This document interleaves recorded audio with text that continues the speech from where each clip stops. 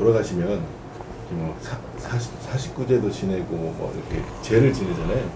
그 의미가 뭐예요? 49제라고 하는 것은 불교의식이죠. 엄밀히 따지면. 근데 저는 이런 말씀을 제가 드릴게요. 아마 불교하시는 분들이 제 말을 들으면 굉장히 분노하실 수도 있고 기분 나쁘게 들으실 수도 있죠. 자, 그런데 제가 한마디로 정확한데 49제는 불교가 아니죠. 왜 그러냐면 제가 배우기를 불교의 논리에서는 공양물을 받을 수 있는 분은 부처님밖에 없죠. 육법공양이라고 해서. 자, 그런데 돌아가신 영가 상에다가 공양물을 놓고 좋은 데로 가세요 하고 비는 거, 기원행위를 하는 것이 불교냐? 그건 불교의 교리에 맞지 않다. 근데 이제 이 짧은 시간에 다 말씀은 못 드리지만 불교가 중국에서 한국으로 건너오는 과정, 여러 가지 과정에 수용성이 좋기 때문에 중국에서는 도교와 결합을 했고 유불선이라고 하는데 대한민국에 들어와서는 토속신앙하고 결합된 부분이 있죠. 왜? 불교가 생존하기 위한 하나의 방편이었겠죠.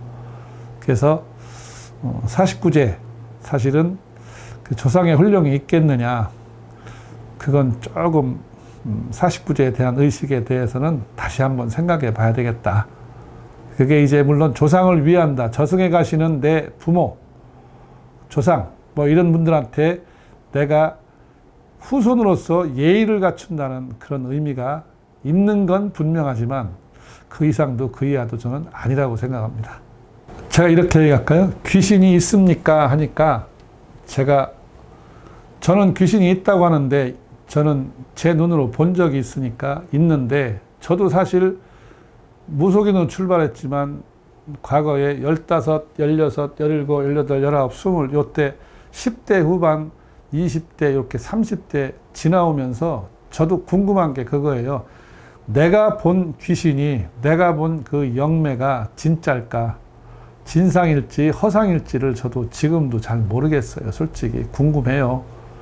근데 그걸 증명할 수가 없으니까 증명하지 않으면 사람들이 믿지 않죠. 근데 그 증명한다는 게 상당히 어려운 것 같아요. 그 순간 찰나기 때문에. 저도 기도도 많이 해보고 그런 영적 경험을 많이 해봤어요.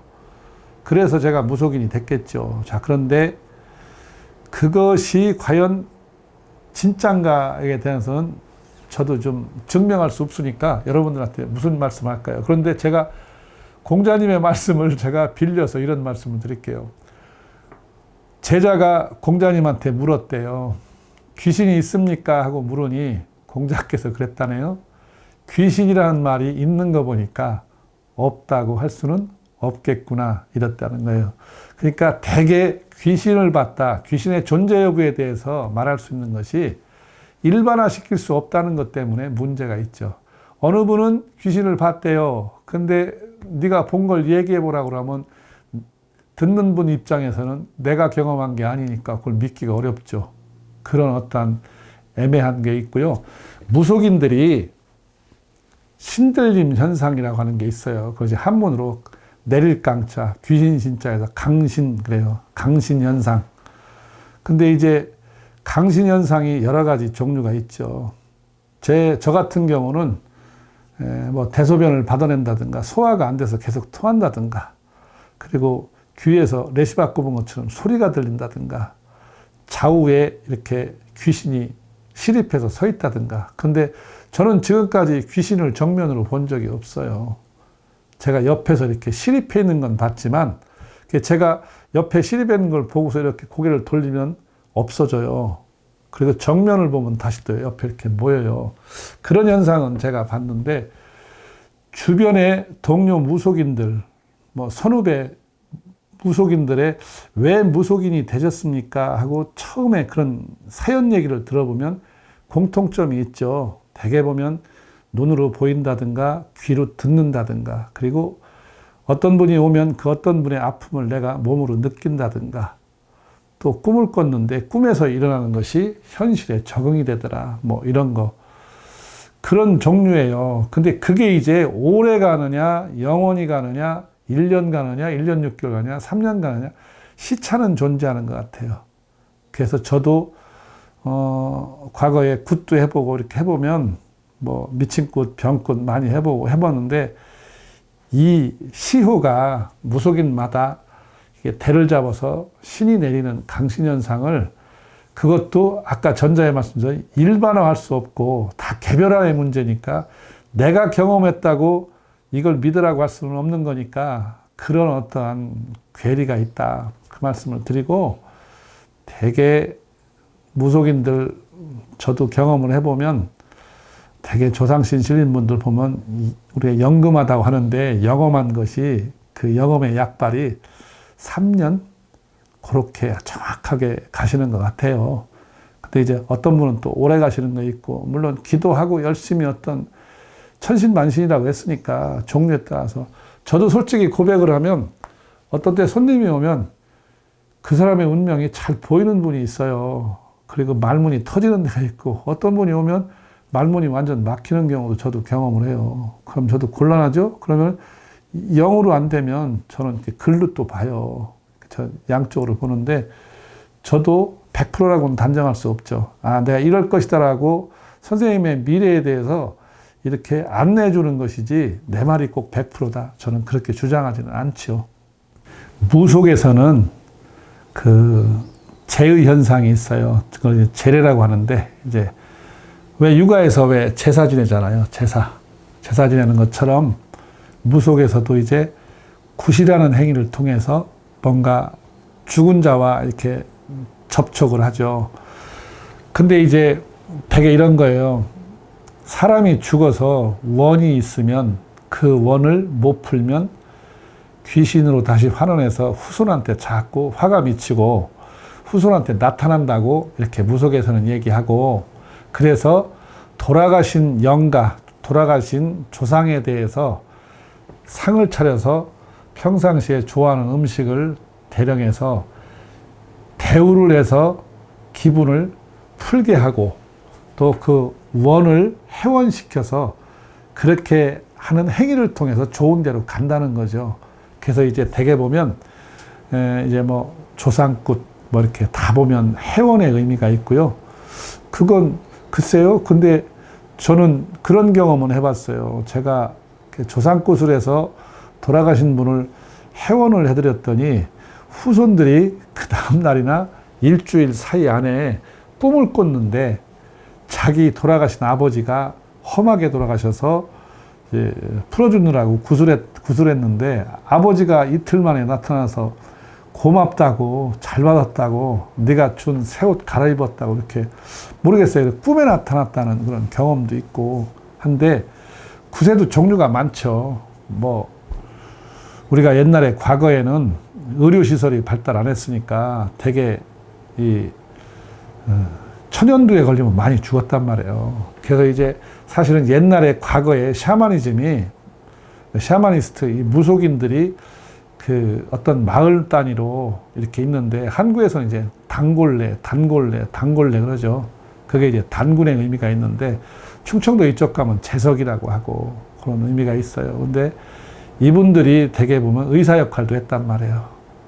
뭐 이 의료시설이 없었으니까. 그래서 옛날에 천연두를 쫓는 마막굿이라는 게 있었어요. 그게 이제 배송굿이라고 하는데 그런 지금은 이제 배송굿이 전혀 없어졌죠. 왜? 마마 가지고 누가 죽는 사람들이 없으니까 배송굿이라고 하는 것도 있었고 또 약간 광증이 있어서 영적으로 어떠한 귀신 들림 현상에 의해서 그걸 뭐 정신병원 가도 해결이 안 되니까 굿을 통해서 어떠한 그 나쁜 영매를 쫓는 우리 이제 미친 굿이라고 그래요. 미친 굿 한다 이러는데 그런 미친 굿이 있고 또 이제 집안이 좀 편안하기를 바라서 그 집안을 이렇게 안택하는 안택굿이라든가 또 성조 대신 모시는 성조굿이라든가 또 뭐 이제 뭐 그 대감이라는 신이 있는데 대감 받는 뭐 대감굿도 있고 뭐 이런 것도 있죠.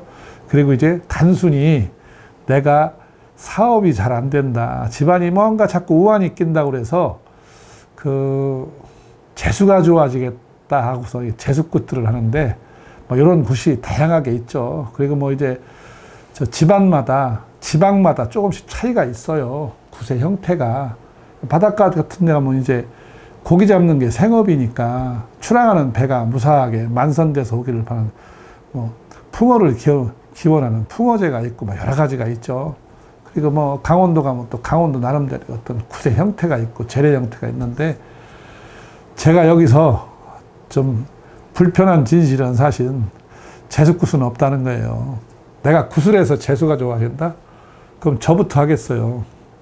제가 굿을 해서 내가 하는 사업이 잘 된다? 내가 10억을 갖고 있는데 굿을 해서 재수가 좋아서 100억이 된다? 내가 앞으로 살 수명이 5년밖에 안 되는데 굿을 해서 내가 수명이 20년으로 연장된다? 그런 게 있으면 저부터 하겠어요. 저기 전국에 계신 무당 여러분, 저한테 연락 주세요. 제가 그런 능력이 계신 분이 계시면 제가 어떤 과부 쟁빛으로 해서 제가 먼저 하겠습니다.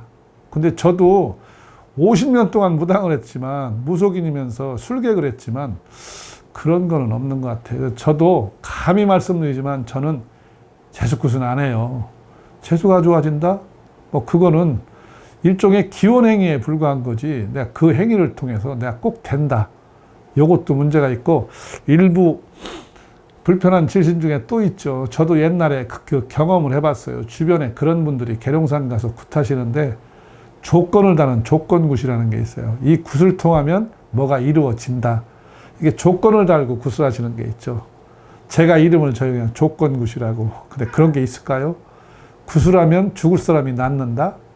뭐 이런 거. 그러니까 안 났으면 어떡할 거예요. 근데 그런 굿을 하시는 게 조건굿이라고 그래서, 저도 무술업이나 무업이나 또 역술계에 종사하지만 그런 것 같아요. 기본적으로 이런 일을 하시는 분은 기본적으로 착해야 되겠고, 거짓말을 해서는 안 된다.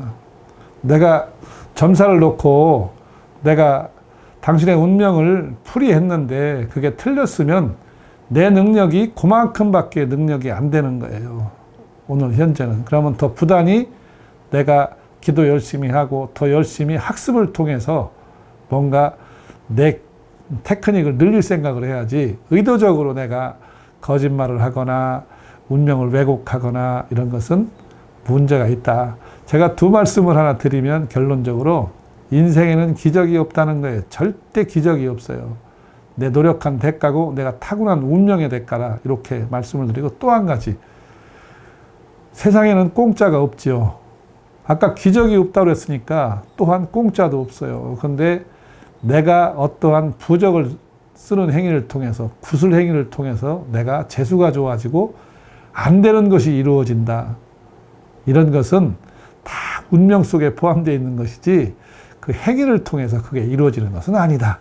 제가 단언코 그 말씀을 드릴 수 있겠습니다. 그리고 굿을 하다 보면 아무리 물가가 올랐어도, 뭐 제가 주위에 요새 들어보면 뭐 1,500만 원, 2,000만 원, 3,000만 원짜리 굿을 한대요. 물론 뭐 절에서도 49제 지내면 뭐 1,500, 뭐 돈이 많은 분 같으면 돈 많이 드리면 좋겠죠. 근데 저는 이날 때까지 제가 아둔해서 그런지 모르지만 그렇게 많은 돈을 받고서 굿을 해본 적이 없고요.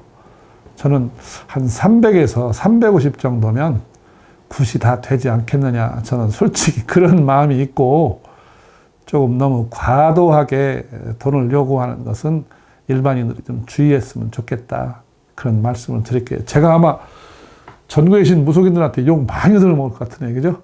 근데 욕 많이 얻어먹으면 오래 살더라고요.